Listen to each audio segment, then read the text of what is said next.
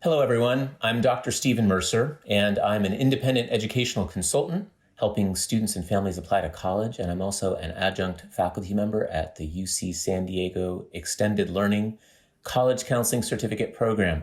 And I'm back today with another episode with a really special guest, Dr. Angel Perez, who is the CEO of the National Association for College Admission Counseling, which is a significant organization in the world of college admission, representing over 15,000 members that are made up of colleges, high schools, school counselors, independent counselors, and folks often the not-for-profit or community organizations. And it's really the premier organization that has guided college admission counseling for a long, long time. And Dr. Perez, I'm just thrilled that you're taking time to be here with us today to share your observations on what's going on with college admission today. Thanks. I'm excited to be here. Great. Would you mind, you're new in your role as CEO of NACAC, and I wonder if you just mind giving us a real brief background on your other recent professional roles, because I think it's significant and impressive. Thank you. Yes, you're correct. I actually started as the CEO at NACAC on July 15th. So I've been on the job, I believe, about 3 weeks, and very, very excited to be here. For me, this is really the culmination of this extensive career that I've had in and around college admissions and college guidance. I have worked for 22 years, mostly at institutions of higher education, both in California as well as on the East Coast. Most recently as Vice President for Enrollment and Student Success at Trinity College, which is a small liberal arts college in Connecticut, where I oversaw areas like admissions and financial aid, but also career development and student success. So really have spent most of my career guiding students from high school to college, and now get to represent the 15,000 members across the world who do this work. Excellent. So, the pandemic obviously has had just such a tremendous impact on our lives in almost every aspect of daily and for the foreseeable future. And what I've been talking to folks about in these episodes is how it's impacting college admission. So I wonder if you could share with us your observations on specifically what you see happening in admission offices across the country. How is the pandemic impacting it beyond maybe the obvious? And do you see good things coming out of it, creative solutions, et cetera? Yeah, so you're absolutely right. There's lots of changes that have been happening because of the pandemic. Colleges and universities have really had to rethink everything in the admissions process, not just how students enroll, because when this pandemic happened, and I'll give the example, the pandemic really started to take its largest impact in March, and that was right around when we were sending admission letters to students. So The senior class had been admitted, and now we were all of a sudden trying to figure out how do we get students to enroll when maybe they haven't seen an institution, or just really taking away a lot of the resources that they had available to them. But now that the senior class is somewhat enrolled, and I say somewhat because there are lots of challenges there as well, colleges and universities right now are rethinking the admissions process. A few things that have been really interesting to watch over the last couple of months is a huge number of colleges and universities in the country going test optional. And so many schools require the SAT and the ACT for admission, but now because we are finding that it's going to be very difficult for students to be able to take that exam in the fall in person, that many schools are no longer requiring that. Also, colleges and universities are starting to rethink their timeline and whether or not the admission deadlines that they used to require might be a little bit more flexible or might look a little bit different. And I think also because many of the things that students would normally provide for evaluation may not be available this year, colleges are starting to think about, well, what do we use as a tool to help determine success in college? The primary role of an admissions officer is to really try to figure out whether or not a student would be successful at their institution. And so without a test score, for example, they might be looking at different kinds of things. And then the other piece that I personally am a little worried about is, many students would navigate the financial aid process, which is very much connected to the admissions process, at their high schools. Many high school counselors would sit down with their students and teach them how to fill out the FAFSA, the free application for federal student aid. That is not going to happen this year. And we're already starting to see national reports showing that many low income and particularly Black and Latinx students are not filling out the FAFSA at the rates that they would have by now. And so I'm a little worried about what that means, particularly for low income students in this country, whether this pandemic is going to create a greater divide in the college going space. So, there's a lot there that is challenged. The last part of your question was about what I think could stay or some of the interesting things that might come out of this. I really do hope that one of the things that comes out of this entire pandemic as it relates to admissions is a more simplicity in the process. Colleges and universities, and I blame myself, I did this for 22 years. We did not make it easy for students to go through the process. It's really bureaucratic. There's a lot of forms. There's a lot of data that you need to provide. I hope that this really makes colleges pause and ask themselves, is what we required really necessary in order for us to make these decisions? If we take away some of these requirements, like testing, for example, might that encourage more students to enter the pipeline and therefore create more access in this country? So one of my hopes at the other side of this is more flexibility, more simplicity, and a more student-centered process. Yeah. I think those are really interesting observations about how what might be the future consequences of all of this in terms of what whether the process of applying to college and the pipeline of applying to college is going to get simplified or not. I know one of the things that has constantly come up on kind of my side of the desk, right, as a counselor working with students and families for the longest time are this strong feeling of not just simplifying, but more transparency, right? So I think often the students that I've spoken with right now are, on one hand, happy about the test optional because it seems like this big weight has been taken off a lot of students.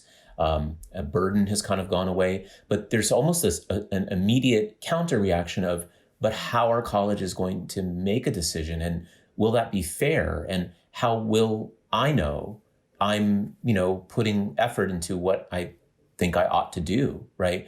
And so I'm concerned about that too. Transparency is another piece of the puzzle that I don't know if, how that will be addressed, but I'm wondering, it seems tied up with the question about simplicity as well. Yeah, absolutely. And I think we struggled with the issue of transparency for a really long time. It's very difficult for the public to understand what is it that colleges and universities care about. They know about the grades and the test scores, but most colleges use a term called holistic, right? That we will review your application through a holistic perspective. Well, what does that mean? Does it mean that you take my personality into account? Well, how would you know that if you haven't met me?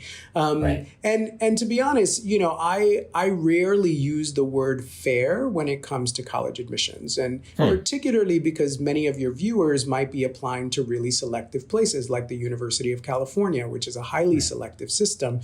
I don't think it's a fair process because in selective admissions, for example, you always have fewer seats than the number of students that are qualified. And so I'm not sure that I would call that fair.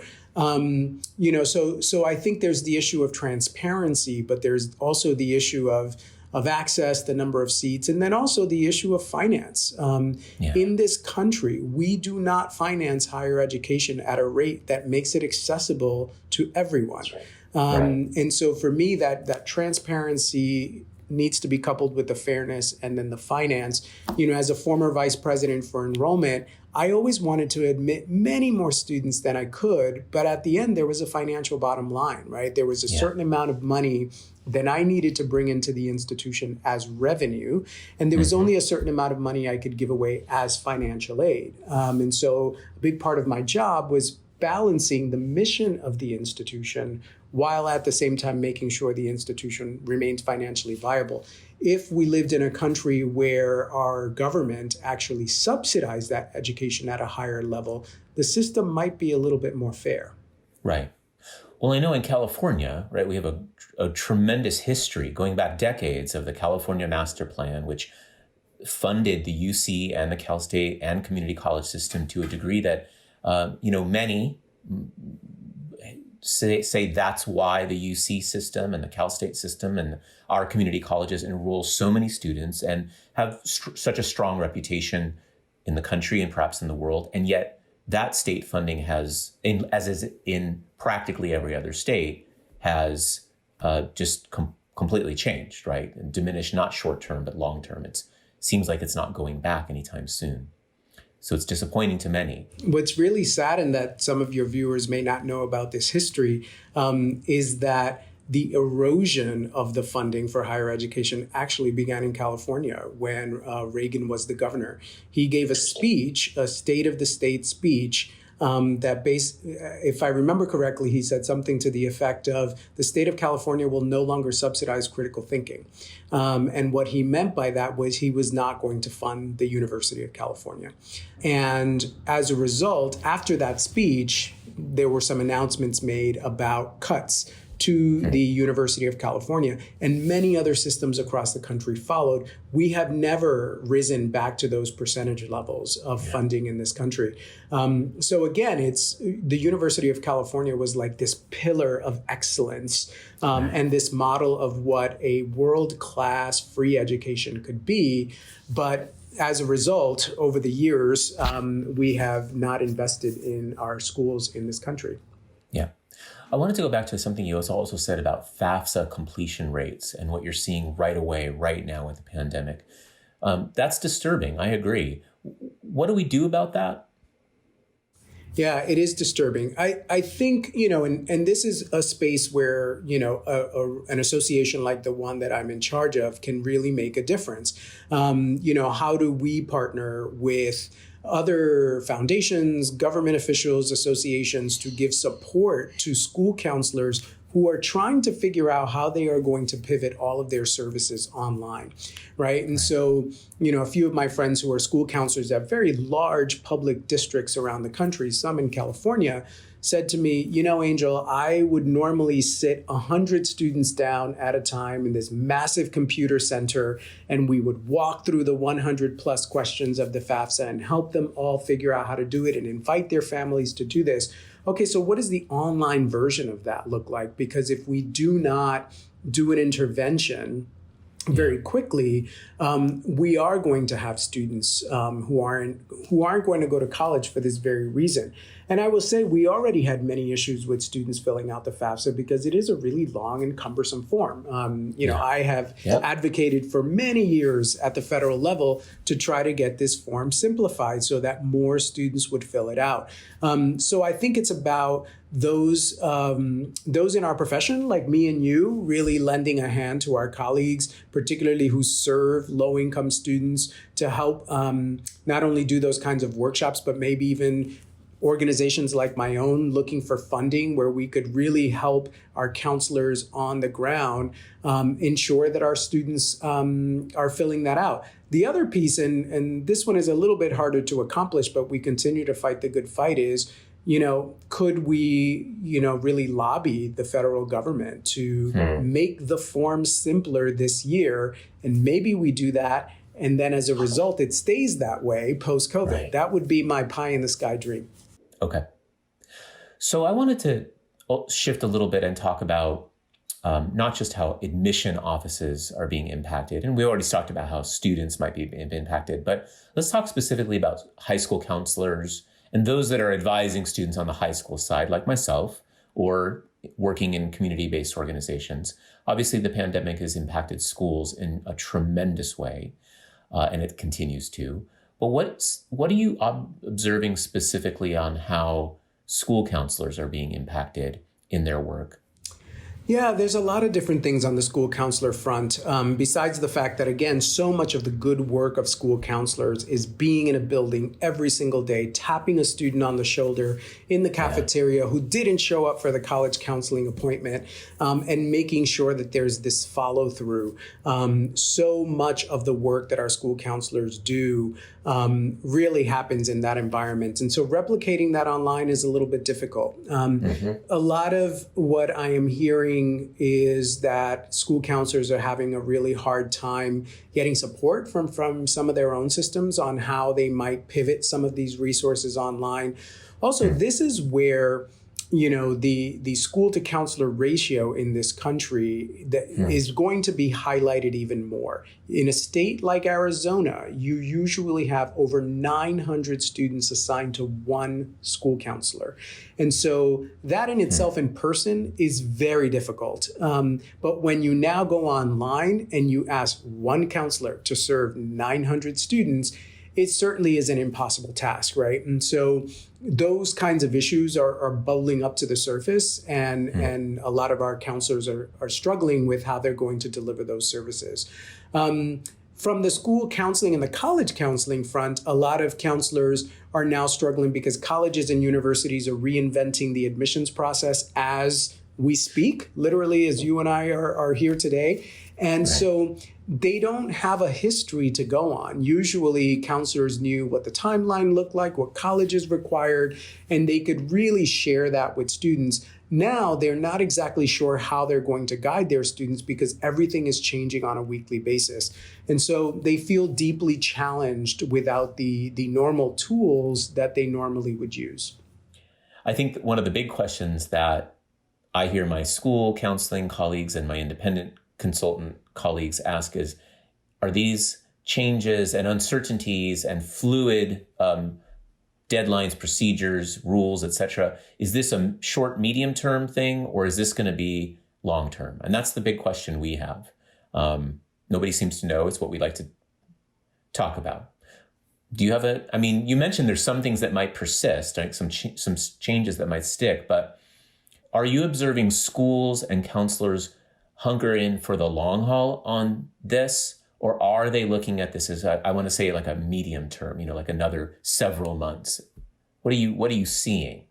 I think it's probably going to be a combination thereof. And I think it depends on, the history of the institution, how selective they are, and also their financial position, to be really honest. But I think, I would actually be really disappointed if a year or 2, 3 down the line, we go back to exactly the same system that we had. Yeah. There were already lots of challenges, inequalities, bureaucratic systems that needed to be deconstructed. And, for example, I talked earlier about the fact that so many schools have gone test optional, but there were many schools that had already done that pre-pandemic. And there was already a big movement in this country and a big question mark around what is the value of standardized testing and what does it really tell us in terms of predictability for success in college. So I would hope that at the end of this, that we did sort of think about how do we use this as an opportunity to reinvent a system that was already challenged?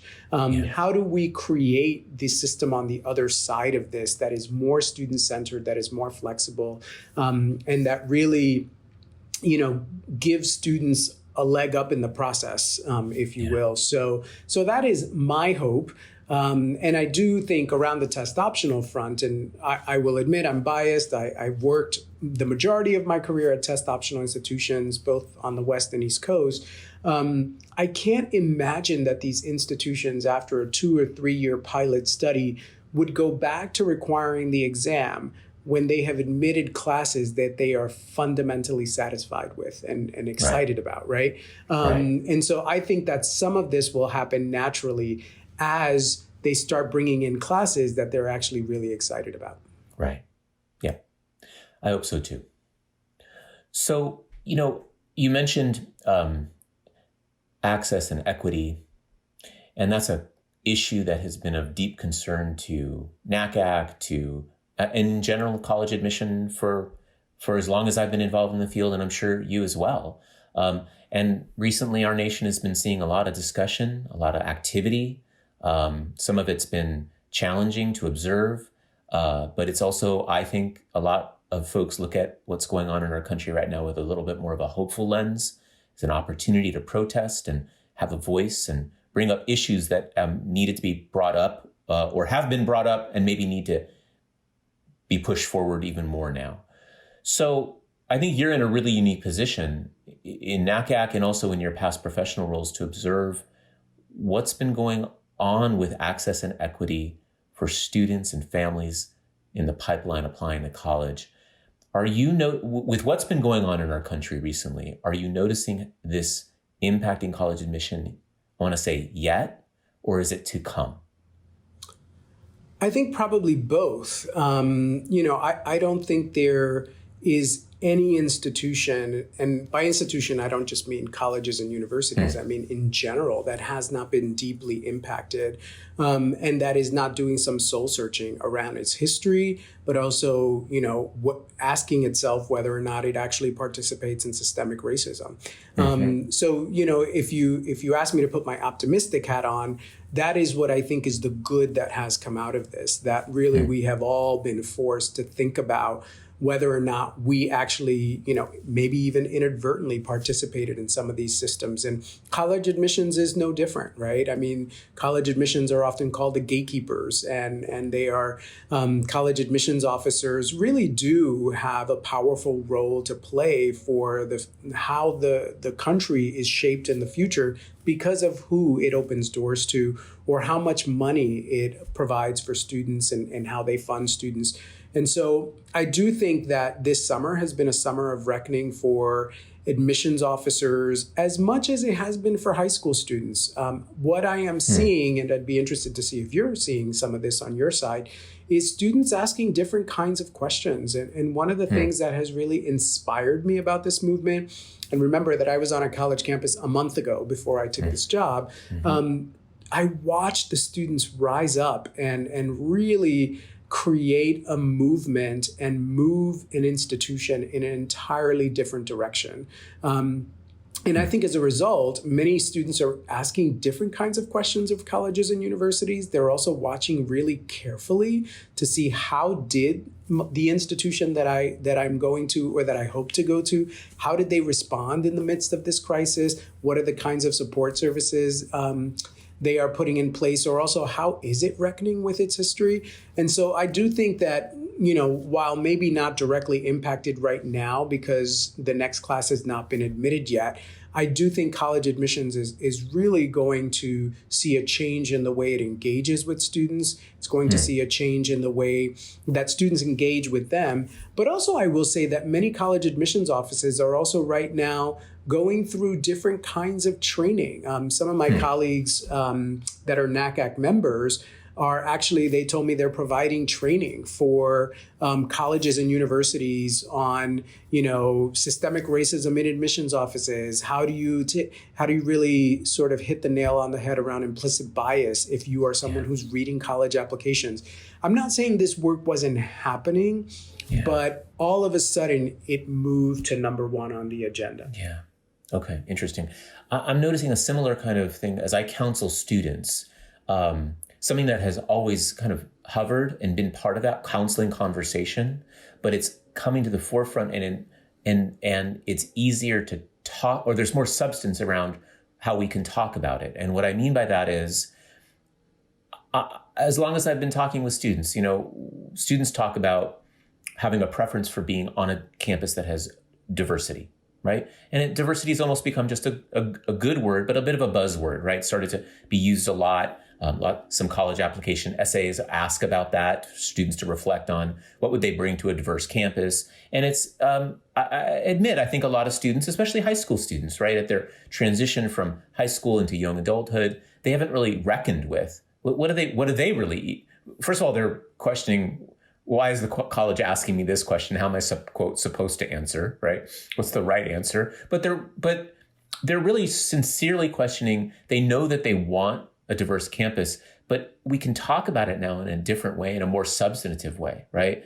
And I ask them, if it comes up in initial conversations or at some point they say, I'd like to be on a diverse campus, in addition to having a particular major or having a certain kind of a level of affordability or whatever it might be. And when I drill down on that to say, well, what do you mean by that? And tell me more about that. Almost across the board, every student I talk with has a lot more to say about that right now, right? And different things, which is really, really intriguing to me. I think it's also empowered students who felt deeply about these issues, but maybe never felt like they had the space. And also because of how powerful social media has become. I mean, many schools created Instagram accounts about the Right. Black experience on their campuses, not just I at saw that. colleges, but also in high schools. And Yeah. what we are learning from that is really powerful. And so, again, I'm not saying it's comfortable. I'm not saying that, that it's a good thing that this has happened. What I am saying is that finally we have created a space in this country where we could be really honest about the issues. And my guess and my hope is that the young people that you and I are working with, those are the folks that are going to lead the way and create a more positive future. They are. That's for sure. That's why we do this work, right? That's right. And I have to say, one of the reasons I've always been so proud to be a part of this world of college admission and to really throw my hat in this ring and make this my field and really commit to it. I mean, there's a lot of reasons, but one of them has always been from the get-go, just an unquestionable commitment to access and equity issues, whether the institution was large or small or high school or even independent educational consultants like myself making pro bono work a cornerstone of, how they like to operate. It's just been a consistent part of the conversation. And it's, again, personally, a big part of why I've decided to be in this field. So I'd like to just close with, students and families that might be listening to this, students that are applying to college right now or soon, or students that have already been admitted and heading off, families that are maybe thinking about sending their children off, their students off to college. What advice do you have for students right now, given all the upheaval and change? What do you want them to think about or know and manage this process in a way that's educational and healthy and rewarding? Yeah, I guess I would say a few things. One is that I like to remind people, especially in the midst of crisis and uncertainty, that you are learning and growing as we speak. Especially if you're an incoming first-year student on a college campus or a rising high school senior, you are living through one of the most tumultuous times in our history. And so, you are actually training a muscle that you didn't even know you had before. And so you are overcoming all of this adversity and literally take your life and recreate it. And while I know that's frustrating and creates a lot of anxiety, it's also extremely empowering, and you don't see it yet, but when you get to the other side of this, you will. And if you are a high school senior about to embark on this process, know that that is a strength. That is a strength that colleges and universities want to see in you. Feel free to tell that story. This year when testing is going to really not be at the front and center of a college admissions process, I think your story is going to matter more than ever. And so, if you were to do some thinking right now in the next couple of months, is what is the story I want to tell? Who am I? How have I grown? How will I contribute to a college campus? But I do think that your own story actually is going to be the most powerful tool you are going to have this year to get you into college. So don't be shy about it. Be absolutely unapologetic. Great advice. Well, Dr. Angel Pervez, thank you so much for joining us. Just thrilled. Good luck in your new role. And as a NACAC member, I'm excited for the organization, and I look forward to great things happening and participating in those. Thanks for having me. Appreciate it. All right. Take care.